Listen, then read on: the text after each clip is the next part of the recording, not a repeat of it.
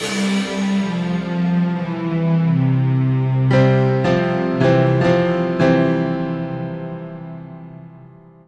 Mike Tolliver. Hot News loves Los Angeles, and we traveled out in February for meetings of various ICOC leaders from around the world.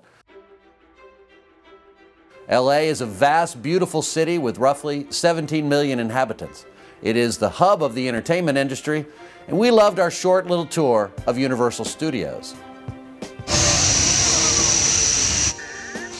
But mostly we loved all the good news we were hearing about our churches around the world. For starters, the Evangelist, Elders, and Teachers committees met to strategize and plan. These committees, formed by our cooperation plan, have been getting things done. For instance, the teachers have been busy setting up academic training for ministers around the world, and literally hundreds of staff people on several continents are now participating. We've been working on a curriculum that will be a unified curriculum that will standardize our program across our churches. Currently we have around 20 of these ministry training programs that exist around the world, in Latin America, in Africa, in Europe. Last year, with the courses that we were offered, more than 200 disciples were graduated from more than 25 churches in all Latin America.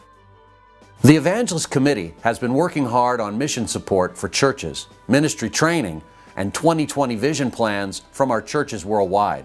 We asked Los Angeles evangelist Bruce Williams how it was going. The unity and teamwork that we have experienced here in the last several days has been fantastic. We have not only gotten closer together, but we're tackling the tough issues and going out of here with greater faith. Of course, good news poured in from around the world. The Los Angeles Church had another banner year in 2010. A whopping 764 people were baptized and restored. All the Los Angeles ministries are growing, but we found Bruce to be especially excited about the growing singles ministry in Los Angeles. We are so excited about all the great things that God is doing here in Los Angeles.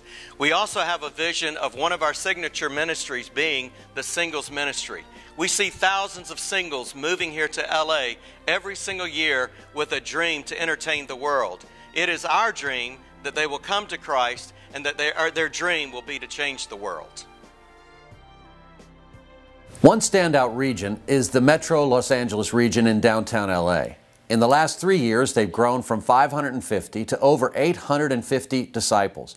Last year, 42 campus disciples had 46 baptisms. John Causey fills us in. It's been really exciting to see the explosion of faith that God has allowed us to have in our region. For instance, we just planted a new downtown sector in our region. The very first couple that we met in a Starbucks was a guy that had decided he would never go back to church again. We invited him to church, and to our surprise, he showed up on a Wednesday night. Right after that, he started studying the Bible. And not only did he get baptized, but his girlfriend got baptized, and shortly after that, they were also married in Christ. You know, that was God allowing our faith to increase, and we've been very excited about that. Not only in Los Angeles, but the good news poured in from across Central America as well. The church in Mexico City has had an outstanding year. They baptized some 300 people this past year and experienced one of their best years of growth in many years. And so really thankful for the great work. They have almost 4,000 members there in the church. We have 27 churches throughout the Republic, and this past year was a great turnaround year for our churches there. In particular, they were able to baptize and restore 670 people all over the country, in particular Mexico City. And this is in the shadow of terrible violence throughout the country. I ask you to pray for them. More than 13,000 people have been killed in the last 2 or 3 years.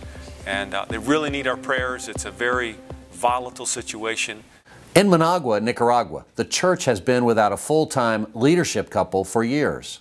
So the disciples there decided to pray, and they also put an ad up at Disciples Today to help them find a minister. Evangelist Javier Maya fills us in. Rudy and Mirna Andino replied to our request. What impressed me about this couple is their faith, their heart, and their passion for the lost. At the time, Mirna's pregnant, and part of their decision was that they were not going to be able to come back to the States, but that they would have this baby in Nicaragua. They are now in Nicaragua. The church is thrilled to have them in the leadership, and the church now has 25 studies on their first month of being there.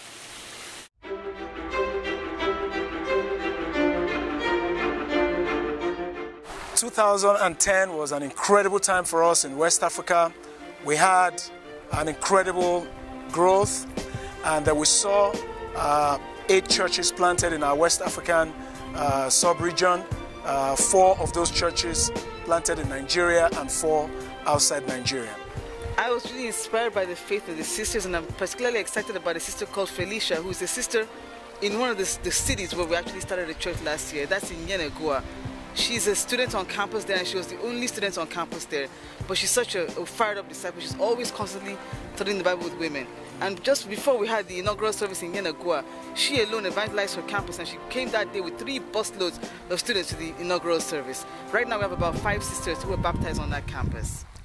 Finally, we hear about conferences in many places, but we wanted to close out with a word from Reykjavik, Iceland. The Nordic countries held their open heart conference there last month. 60 attended. Iceland is cold in February, but the disciples were fired up. Peter Mahirson explains. We are right now at the geothermal energy area of Geysir in Iceland. The water is around 80 to 100 degrees hot. And this is circa how we feel after this conference. That's how we want to feel for the future here in Reykjavik. All said, the meeting in Los Angeles was an excellent time. Our churches are growing, and the committees formed by the Cooperation Plan are working. Leaders are coming together to pray and tackle problems that we all face. Solutions are being found. How good and pleasant it is when brothers work together in unity.